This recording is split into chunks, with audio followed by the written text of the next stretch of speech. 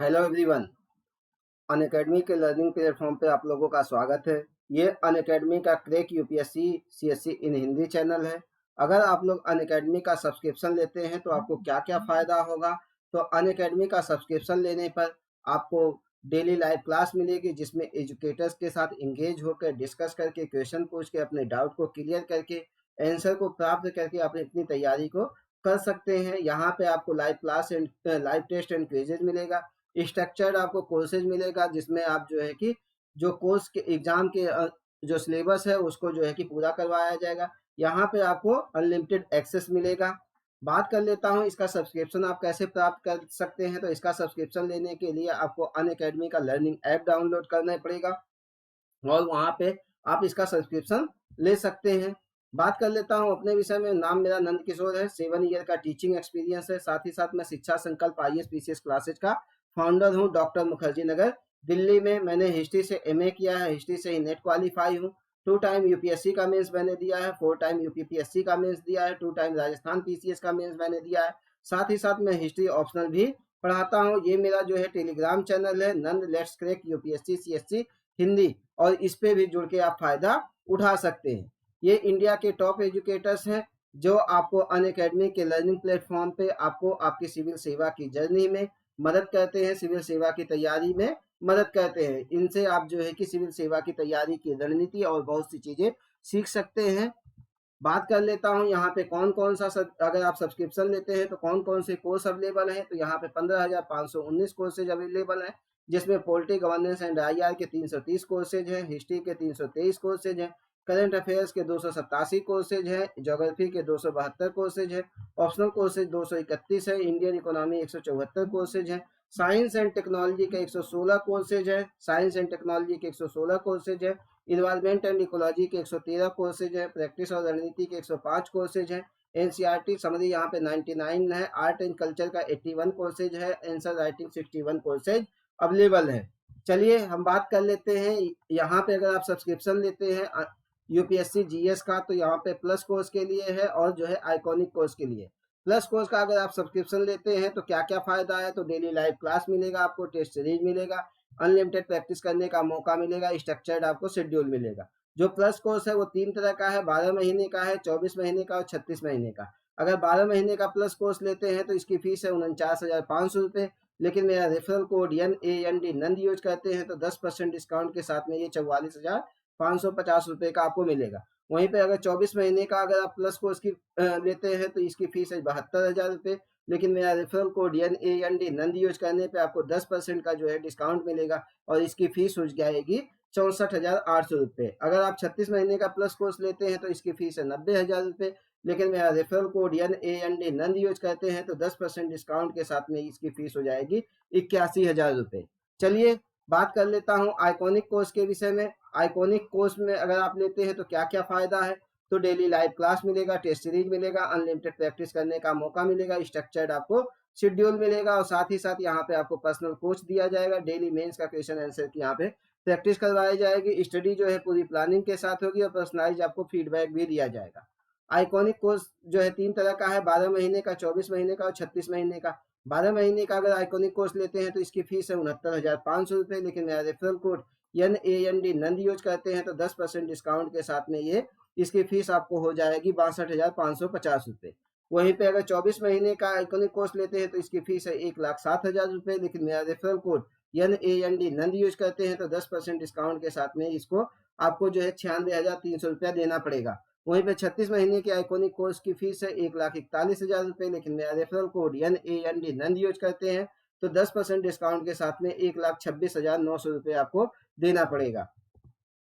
चलिए बात कर लेता हूँ ऑप्शनल कोर्सेज की। तो यहाँ पे कौन कौन से ऑप्शनल सब्जेक्ट हैं। तो पब्लिक एडमिनिस्ट्रेशन है, PSIR है यानी पॉलिटिकल साइंस और इंटरनेशनल रिलेशन है, साइकोलॉजी है, सोशियोलॉजी है, ज्योग्राफी है, हिस्ट्री है, इकोनॉमिक्स है, एंथ्रोपोलॉजी है, जूलॉजी है, एग्रीकल्चर है, मैथमेटिक्स है, कॉमर्स एंड अकाउंटेंसी है, लॉ है, मैनेजमेंट है, मैथिली लिटरेचर है, हिंदी लिटरेचर है, कन्नड़ लिटरेचर है और इंग्लिश लिटरेचर है। चलिए बात कर लेता हूँ ऑप्शनल कोर्स की फीस कितनी है। तो ऑप्शनल कोर्स की 12 महीने की फीस है 27,500 रुपये। लेकिन मेरा रेफरल कोड NAND नंद यूज करते हैं तो 10% का आपको डिस्काउंट मिलेगा। 24 महीने की ऑप्शनल कोर्स की फीस कितनी है, तो 40,000 रुपये है। और मेरा रेफरल कोड NAND नंद यूज करने पर 10% आपको डिस्काउंट मिलेगा। वहीं पर 36 महीने की फीस कितनी है, तो 36 महीने की फीस है 50,000 रुपये, लेकिन मेरा रेफरल कोड NAND नंद यूज करते हैं तो 10% का आपको डिस्काउंट मिलेगा। चलिए इस समय हम बात कर रहे हैं यूपीएससी की तैयारी की रणनीति को लेकर। और यूपीएससी का जो तैयारी है उसमें जो है मेंस का जो सिलेबस होता है उसको हम बता रहे हैं। प्री के सिलेबस को हमने जो है चर्चा कर दिया है पहले वीडियो में। इसके पहले जो वीडियो हमने आपको बनाई है आपके लिए, ठीक है ना, उसमें हमने उसकी चर्चा की है प्री के बारे में, उसके जो है पैटर्न के बारे में, उसके सिलेबस के बारे में, उसकी किताबों के बारे में, उसके जो है कि सोर्सेज के बारे में, किस तरह से आपको तैयारी करना है, सब हमने उस पर चर्चा किया है। अब हम मेंस का सिलेबस डिस्कस करेंगे, मेंस का परीक्षा पैटर्न देखेंगे, उसका सिलेबस डिस्कस करेंगे, और जो है कि कौन कौन सी किताबें उसमें काम आएंगी उसके विषय में हम चर्चा करेंगे।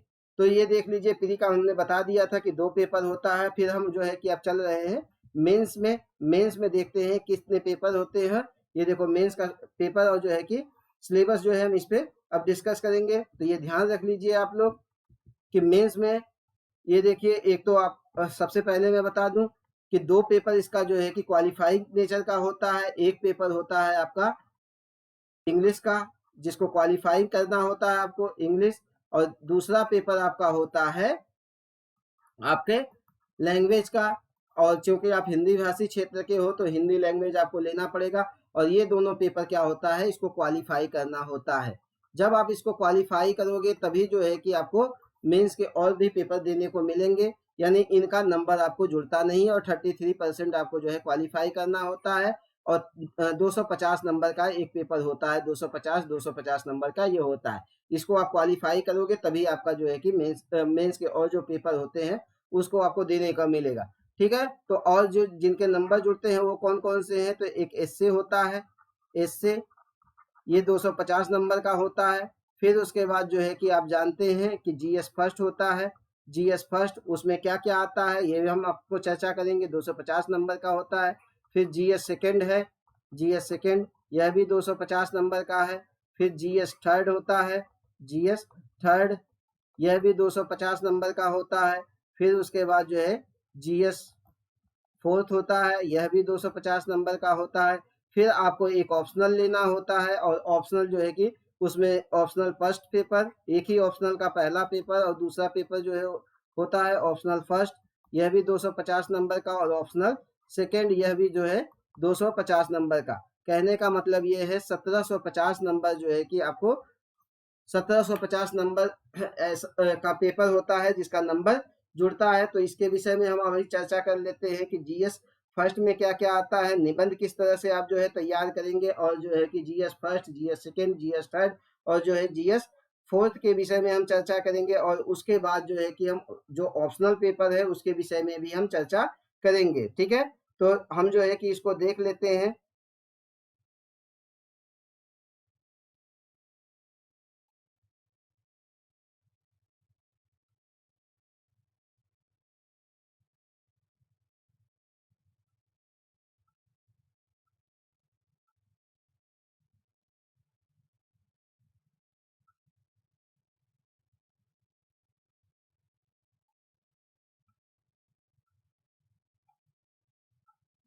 तो इस पे हम जो है कि एक एक जो है कि देखेंगे कि निबंध आपको कैसे देखना है, और जो है कि आपको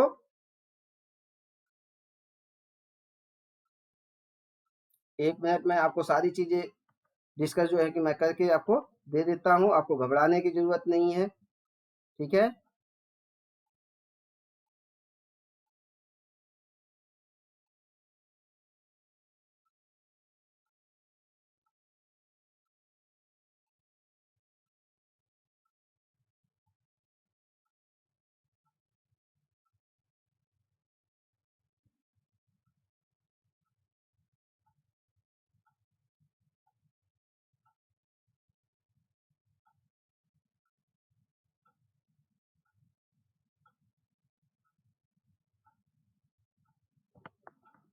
सॉरी, एक मिस्टेक हो गई थी, उसको हम जो है देख रहे थे। ये देखो, ये जो क्वालिफाइंग पेपर होता है वो 300 नंबर का होता है, ठीक है, 300 नंबर का।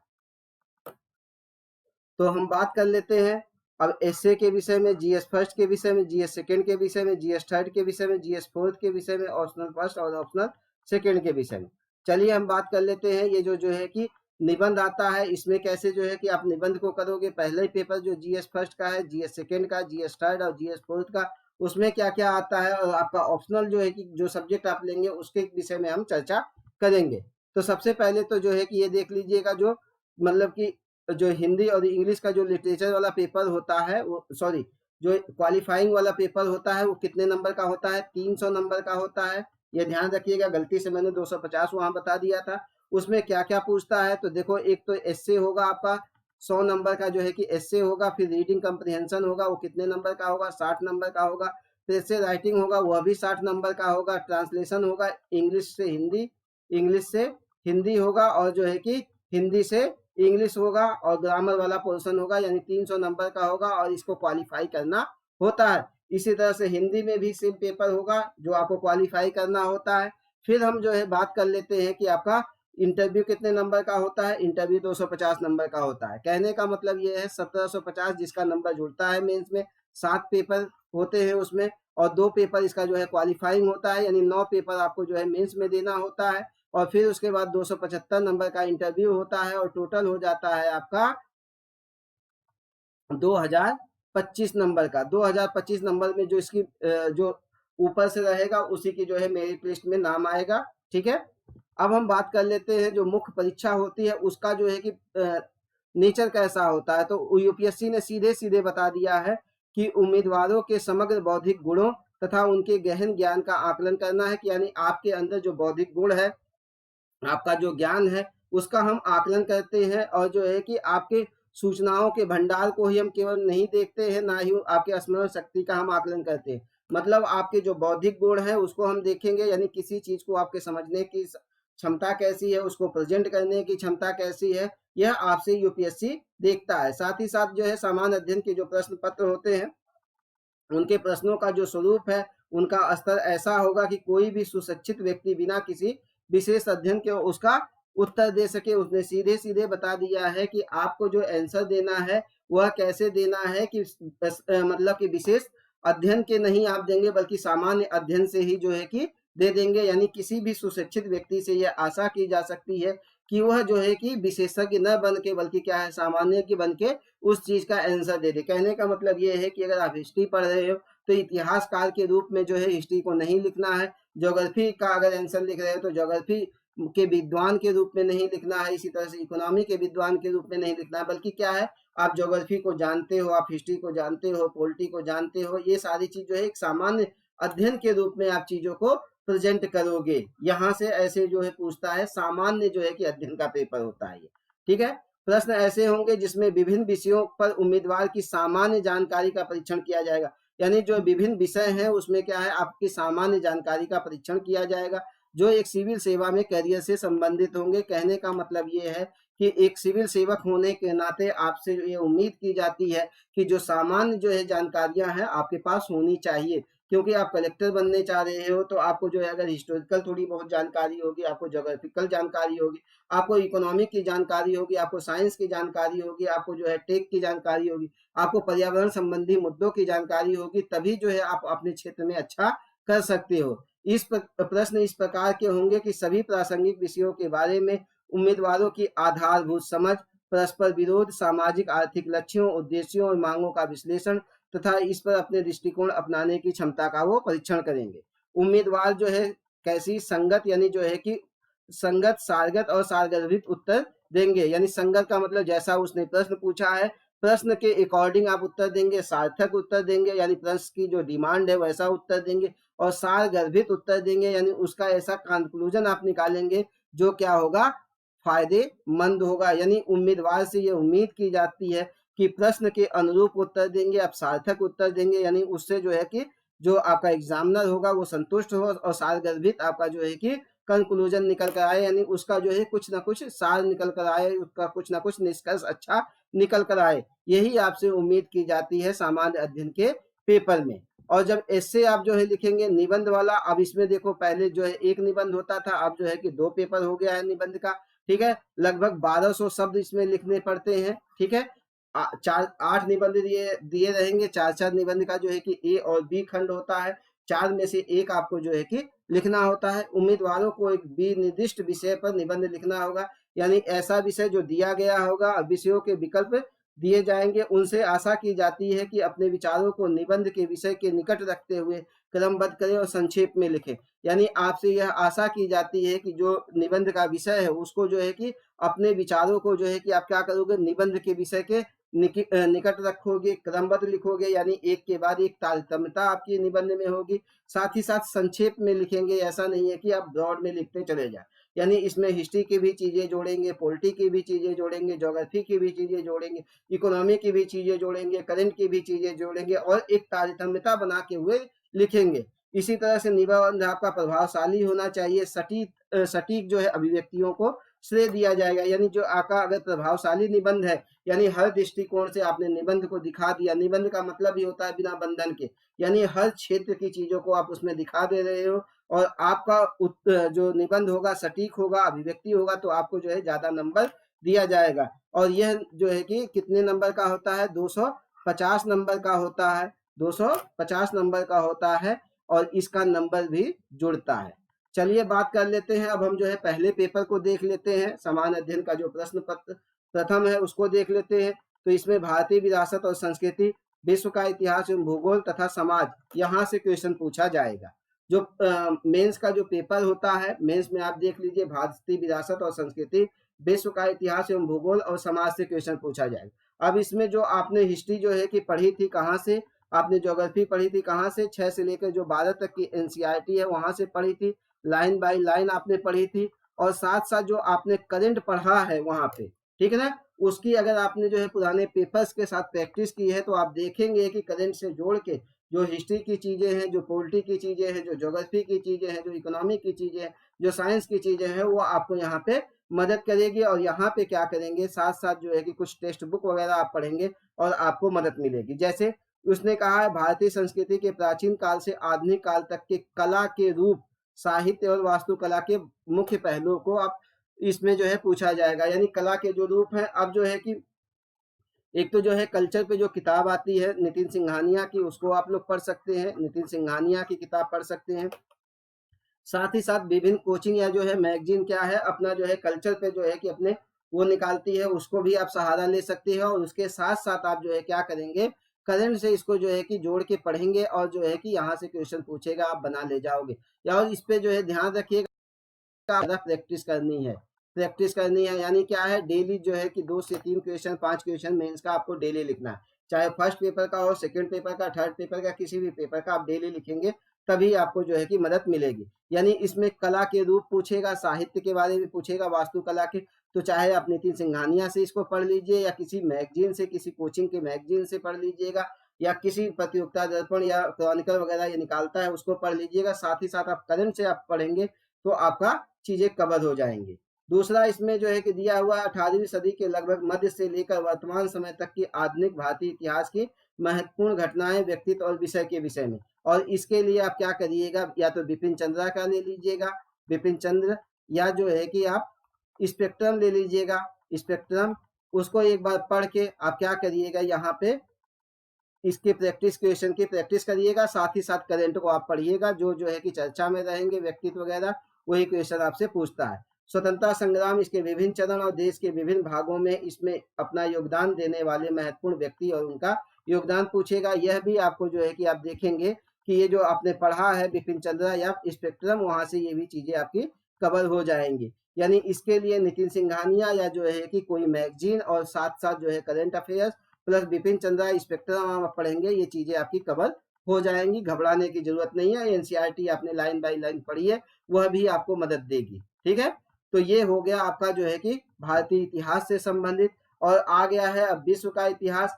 विश्व के इतिहास में 18वीं सदी की महत्वपूर्ण घटनाएं, औद्योगिक क्रांति, विश्व युद्ध, राष्ट्रीय सीमाओं का पुनः सीमांकन, उपनिवेशवाद, उपनिवेशवाद की समाप्ति, राजनीतिक दर्शन शास्त्र जैसे साम्यवाद, पूंजीवाद, समाजवाद आदि शामिल होंगे, उनके रूप और समाज पर उनका प्रभाव। तो इसके लिए आपको क्या पढ़ना है, इसके लिए जो है कि देखो सबसे पहले तो सिलेबस में ये सारी चीजें दे रखी है, फिर जो है 9 से लेकर 10वीं तक की जो है जो हिस्ट्री की किताब है उसमें जो है वर्ल्ड हिस्ट्री वाला जो पोर्शन है उसको आपको पढ़ लेना है, ये आपका कवर हो जाएगा। साथ ही साथ किसी कोचिंग का जो है कि आप नोट्स पढ़ सकते हो, अच्छी कोचिंग का नोट्स पढ़ सकते हो, और क्रॉनिकल या प्रतियोगिता दर्पण से भी इसमें आपको मदद मिलेगी। तो यह आप जो है कि इस पे भी आपको ज़्यादा से ज़्यादा प्रैक्टिस करना है। और अगर कोई और बुक लेना चाहे तो डी.एन. वर्मा की किताब आती है, डी.एन. वर्मा की, आप इसको पढ़ लीजिए, ठीक है ना। डी.एन. वर्मा की किताब आती है, आप इसको पढ़ लीजिए, यह भी आपको मदद देगी, ठीक है। तो ये हो गया आपका इतिहास और विश्व इतिहास से संबंधित। फिर है फर्स्ट पेपर में ही देखिए, भारतीय समाज की मुख्य विशेषताएं, भारत की विविधता। यहाँ से क्वेश्चन पूछता है तो 11th और 12th के जो सोशियोलॉजी की किताब है उसको आप पढ़ सकते हैं, उससे आपको मदद मिलेगी। 11th-12th की एनसीईआरटी की जो सोशियोलॉजी की किताब है उससे आपको मदद मिलेगी। नहीं तो आपका जो है कि क्रॉनिकल नाम की मैगजीन है, उसमें इस सारी चीज़ों की चर्चा अच्छे से की रहती है। और साथ ही साथ जो है कि प्रतियोगिता दर्पण में भी मदद मिलती है। महिलाओं की भूमिका, महिला संगठन, जनसंख्या एवं संबंधित मुद्दे, गरीबी और विकासात्मक विषय, शहरीकरण, उनकी समस्याएं, उनके रक्षोपाय। ये आपने जो 6 से लेकर 12 तक की जो ज्योग्राफी की पढ़ी है, और जो है कि आपने 9 से लेकर 12 तक के जो इकोनॉमी पढ़ा है उसमें आपको ये चीज़ें मिल जाएंगी। साथ ही साथ ये जो 11th-12th की सोशियोलॉजी की किताब है उससे आपको जो है कि एनसीईआरटी की किताब उससे मदद मिलेगी। और साथ ही साथ जो है कि आप भारत जो पढ़ोगे, भारत सरकार की जो किताब है उसमें ये सारी चीज़ें होंगी, इको सर्वे में ये सारी चीज़ें होंगी, यानी वहाँ से आपको ये चीज़ें की मदद मिलेगी, वहां से भी इन चीजों की मदद मिलेगी और उसको आप जो है पढ़ सकते हो, ठीक है, उसको आप पढ़ सकते हो। फिर भारतीय समाज पर भूमंडलीकरण का प्रभाव, सीधा सीधा ये करंट का है, ठीक है। भारतीय समाज के विषय में आपने यहाँ से पढ़ दिया। भूमंडलीकरण का प्रभाव कैसे पड़ रहा है, तो करंट में अक्सर जो है कि ये आता है, उसको आप पढ़ सकते हैं। सामाजिक सशक्तिकरण, संप्रदायवाद, क्षेत्रवाद और धर्मनिरपेक्षता, जब ये सारी चीजें आप जो है इन किताबों से पढ़ लेते हैं और साथ साथ इसको करंट से पढ़ते हैं तो ये सारा चीज आपका कवर हो जाता है। यानी करंट आपको पढ़ के चलना है, साथ साथ ये किताबें आपको पढ़नी है एनसीईआरटी वाली, ठीक है। और ज्यादा से ज्यादा प्रैक्टिस करेंगे, आप देखेंगे कि आपकी चीजें कवर होती जाएंगी। चलिए अब विश्व का भौतिक भूगोल और उसकी मुख्य विशेषताएं जो है देखेंगे। इसमें विश्व भर के जो मुख्य प्राकृतिक संसाधनों का विवरण है, दक्षिण एशिया और भारतीय उपमहाद्वीपों को शामिल करते हुए विश्व भारत सहित विभिन्न भागों में प्राथमिक, द्वितीयक और तृतीयक क्षेत्र के जो उद्योग स्थापित करने के लिए जिम्मेदार कारक है उसको। तो अब ये भी आपको मैंने बताया था 6 से 12 तक की जो एनसीईआरटी है उसमें आपको मिल जाएगा। साथ ही साथ जो है इको सर्वे है उसमें आपको ये चीजें मिल जाएंगी, भारत में ये चीजें मिल जाएंगी। और जो मनोरमा ईयर बुक है, मनोरमा ईयर बुक, वहां से ये चीजें आपको मिल जाएंगी। और इसके साथ साथ जब करंट जो पढ़ेंगे मैगजीन, वहां से ये सारी चीजें आपको मिल जाएंगे। साथ ही साथ एटलस का प्रयोग करते रहेंगे, ठीक है। तो ये चीजें आपकी कवर हो जाएंगी। प्राथमिक, द्वितीयक, तृतीयक क्षेत्र के जो उद्योग है उसको कारक क्या है, ठीक है ना। 6 से 12 तक की जो एनसीईआरटी है उसमें बहुत अच्छे से दिया हुआ है। एटलस से आप मदद लेंगे, इको सर्वे से मदद लेंगे, भारत जो किताब आती है उससे लेंगे, मनोरमा ईयर बुक से लेंगे, करंट से लेंगे, तो ये चीजें आपकी कवर हो जाएंगे, आपको दिक्कत नहीं होंगी। भारत का इतिहास हो गया, भारत का भूगोल हो गया, ठीक है ना। फिर इसमें आपको जो है भूकंप, मतलब आपको उसी में दिया हुआ है, सुनामी, ज्वालामुखी हलचल, चक्रवात आदि जैसी महत्वपूर्ण भूभौतिक घटनाएं हैं। भौगोलिक विशेषताएं और उनके स्थान है। अति महत्वपूर्ण भौगोलिक विशेषताएं हैं जैसे जल स्रोत, हिमावरण सहित वनस्पति जगत में परिवर्तन, इस प्रकार के परिवर्तनों के प्रभाव। ये सारी चीज आपको जो है कि एक तो 6 से 12 तक की एनसीईआरटी है उसमें मिल जाएगी। साथ ही साथ किसी टीचर का जो अच्छे टीचर हों जो ज्योग्राफी पढ़ा रहे हैं उनसे आप जो है मदद ले सकते हैं। और अनअकैडमी के प्लेटफॉर्म पे ऐसे बहुत से टीचर हैं जो ज्योग्राफी बहुत विधिवत तरीके से पढ़ा रहे हैं और आप उनसे मदद ले सकते हैं। 6 से 12 तक की एनसीईआरटी हो गई। और इसके साथ अगर आपको लगता है तो माजिद हुसैन आप पढ़ सकते हैं, या डी आर खुल्लर आप पढ़ सकते हैं, डी आर खुल्लर पढ़ सकते हैं, या आप जो है कि महेश वर्णवाल की किताब भी पढ़ सकते हैं। अगर किताब पढ़ना हो तो किसी एक को ही पढ़िएगा, या तो माजिद हुसैन को, या डी आर खुल्लर को, या महेश वर्णवाल को, किसी एक को आपको पढ़ना है, ठीक है।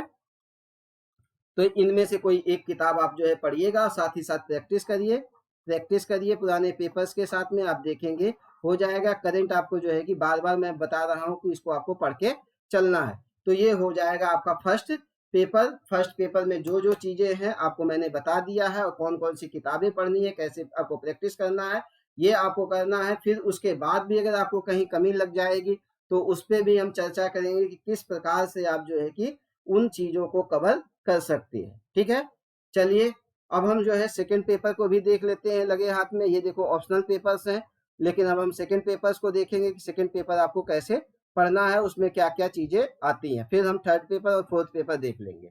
तो सेकंड पेपर ये भी 250 नंबर का होता है, जीएस फर्स्ट जीएस का सेकंड पेपर। ठीक है ना, 250 नंबर। इसमें क्या पूछा जाता है, शासन व्यवस्था, संविधान, शासन प्रणाली, सामाजिक न्याय और अंतर्राष्ट्रीय संबंध। ठीक है ना, इसमें आप देखेंगे पहले भाग में है शासन व्यवस्था, संविधान, शासन प्रणाली, सामाजिक न्याय से संबंधित प्रश्न होंगे, और दूसरे भाग में अंतर्राष्ट्रीय संबंध से संबंधित प्रश्न होंगे।